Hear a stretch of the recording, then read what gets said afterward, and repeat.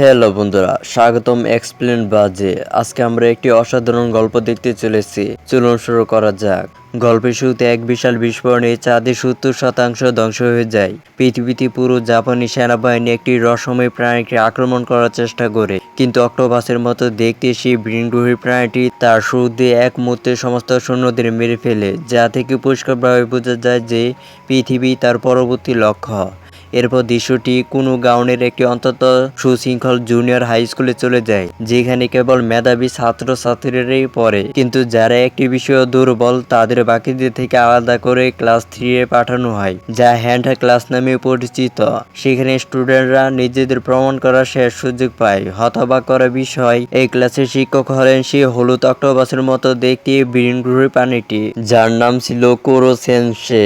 সে ঘোষণা করে যে আগামী বছরে মাসের মধ্যে সে পুরো পৃথিবীকে ধ্বংস করে দিবে, কিন্তু মজা করার জন্য সে একজন শিক্ষকের ছদ্মবেশ ধারণ করেছে। সে হলো পৃথিবীর দ্রুততম প্রাণী, যার গতিবেগ ঘন্টায় 33,000 কিলোমিটারও বেশি, এবং আগামী বছরের আগে তাকে নির্মূল করাই হলো ছাত্রদের কাজ। সরকার চায় এই বিপজ্জনক ভিনগ্রহী প্রাণীটিকে নির্ভয়ে হত্যা করা হোক, তবে একটি চুক্তির অংশ হিসাবে সে ততদিন পর্যন্ত 1 বছর ক্লাস 3-এ পড়াবে, কোনো ছাত্রের ক্ষতি করবে না এবং পৃথিবীকে ধ্বংস করবে না।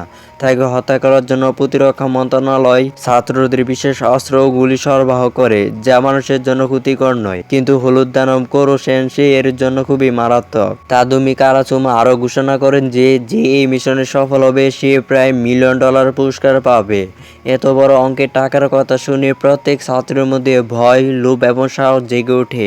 বাচ্চাদের সাহায্য করার জন্য ইরিনা জেলাভিস নামের একজন পেশাদার ঘাতককে ডাকা হয়, যে মরিয়া হয়ে তাকে হত্যা করার জন্য চেষ্টা করে, কিন্তু তার পিস্তল এবং মেশিন গান দুটি তার গুতির কাছে অকেজো প্রমাণিত হয়, এবং অবশেষে সে একই ক্লাসের ইংরেজি শিক্ষিকা হয়ে যায়। অ্যাসাসিনেশন ক্লাসরুম নামে পরিচিত হয়ে ওঠে। এখন প্রত্যেকটি শিশু কোনো না কোনো সময়ে কোরো সেনসেকে আক্রমণ করার চেষ্টা করে, কিন্তু তার অতি দ্রুত গতির সামনে কোনো বুলেটই তাকে স্পর্শ করতে পারে না। এই একই ক্লাসে নাগিসা সোটা নামের একজন লাজো কিন্তু অবিশ্বাস্যভাবে বুদ্ধিমান ছাত্র আছে, যে এই গল্পের প্রধান চরিত্র। নাগিসা কোরো সেনসের প্রতিটি অভ্যাস, প্রতিটি কাজ এবং প্রতিটি দুর্বলতা সতর্কভাবে পর্যবেক্ষণ করে, সবকিছু তার ডায়েরিতে লিখে রাখে, যাতে সে একদিন তাকে হত্যা করার উপযুক্ত সুযোগ খুঁজে পায়।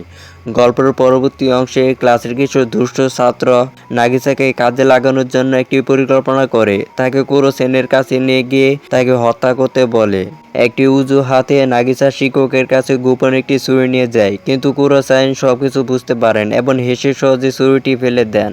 তারপর নাগিসা ক্ষমা চাওয়ার ভঙ্গিতে তাকে জড়িয়ে ধরে, কিন্তু এটা আসলে তার দ্বিতীয় পরিকল্পনা, কারণ এখানে লুকানো আছে একটি বোমা, যার ট্রিগারটি তার সহপাঠীরা টেনে দেয়। পরের মুহূর্তে একটি প্রচণ্ড বিস্ফোরণ ঘটে। নাগিসা আহত এবং অন্য ছাত্ররা উল্লাস করে, এ ভেবে যে তারা হয়তো বা অবশেষে কোরো সেনকে হত্যা করতে পেরেছে। কিন্তু বিস্ফোরণের পর ধোঁয়া সরে গেলে তাদের সামনে যা দেখা যায় তা সবাইকে হতবাক করে দেয়। কোরো সেন জীবিত, শ্রেণীকক্ষের ছাদ থেকে উল্টো হয়ে ঝুলছেন এবং হাসতেছেন। কিছুক্ষণ পর তিনি নিচে নেমে আসেন, তার মুখমণ্ডল হঠাৎ লাল হয়ে যায়। রাগে তিনি ছাত্রদের বলেন যে তারা সরকারের সাথে করা একটি চুক্তি লঙ্ঘন করেছেন, যেখানে পরিষ্কারভাবে বলা আছে যে তাকে শুধুমাত্র সরকার কর্তৃক সরবরাহকৃত বিশেষ অস্ত্র এবং গুলি দিয়ে হত্যা করা যাবে, অন্য কোনো পদ্ধতি নিয়ম লঙ্ঘন হিসাবে গণ্য হবে। তিনি কঠোরভাবে সতর্ক করে দেন যে যদি কেউ কোনো বোকামি করার সাহস করে, তবে তিনি তাদের আত্মীয়দের লক্ষ্যবস্তু বানাবেন। এই কথা শুনে পুরো ক্লাস আতঙ্কিত হয়ে পড়ে এবং ছাত্ররা বুঝতে পারে যে তাকে হত্যা করা কোনো সহজ কথা নয়, আর এই কারণে তার নাম রাখা হয়েছে কোরো সেনসে, যার অর্থ যাকে হত্যা করা যায় না। কিছুক্ষণ পর কোরো সেনসে শ্রেণীকক্ষের বাইরে বসে বই পড়ছেন, কিন্তু ছাত্ররা ইতিমধ্যে সেখানে একটি ফাঁদ পেতে রেখেছেন। তারা তাকে একটি বড় ফাঁদে আটকে গুলি চালাতে শুরু করে, তবে তার প্রচণ্ড গতির কারণে কোরো সেনসে মুহূর্তের মধ্যে ছাদে পৌঁছে পালিয়ে যায়। এদিকে কারমা নামের এক নতুন ছাত্র ক্লাসে এসে যোগ দেয়। সে অত্যন্ত বুদ্ধিমান এবং আগে ক্লাস এতে ছিল, কিন্তু একজন ছাত্রকে মারাত্মকভাবে হেনস্থা করার কারণে তাকে ক্লাস 3-তে পাঠানো হয়। যখন কারমা তার সাথে হাত মিলায়, তখন তার হাতে ব্লেডগুলো তাকে যন্ত্রণা দেয়, যা দেখে সবাই হতবাক হয়ে যায়। কারমাই প্রথম ছাত্র যে তাকে সত্যি আঘাত করতে পেরেছে। এখন সবাই বিশ্বাস করে যে এই অভিযানে কারমা কার্মা খুব কাজে আসবে, কিন্তু বহুবার চেষ্টা করেও সে কুরোসানকে হত্যা করতে ব্যর্থ হয়। হতাশ হয়ে কার্মা ক্লাসরুমের বাইরে বসে থাকে। নাগিসার সাথে তার দেখা হয় এবং কার্মা পরিষ্কারভাবে বলে যে সে এখানে টাকার জন্য আসেনি, বরং শুধু পৃথিবীকে বাঁচাতে এসেছে। এবং তারপর সে এখানে আসে। কার্মা সরাসরি তাকে জিজ্ঞাসা করে, আপনি কি অন্য শিক্ষকদের মতো শুধু দেখার জন্য পড়ান, নাকি আপনার ছাত্রদের প্রতি আপনার সত্যিকারের যত্ন আছে?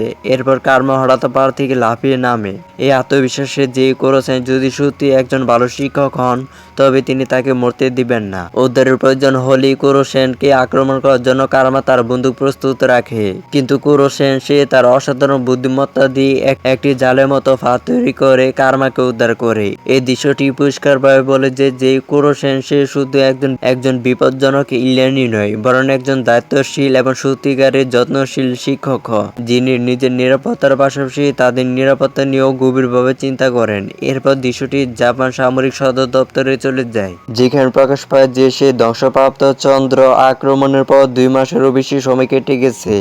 বিশ্বের অনেক দেশ জাপানের উপর ক্ষুব্ধ এবং যত তাড়াতাড়ি সম্ভব এই হুমকি দূর করতে চায়। তবে আন্তর্জাতিক নিয়ম কানুন এবং চাপের কারণে জাপান সরকার সরাসরি কুরোসানকে হত্যা করতে পারে না। তাই এই বিপজ্জনক কাজটি ক্লাস 3 এর ছাত্রদের উপর দেওয়া হয়েছে। এদিকে বিশ্বের বিভিন্ন দেশ সামান্যতম ভুলের অপেক্ষায় তাদের ক্ষেপণাস্ত্র প্রস্তুত করে রেখেছে।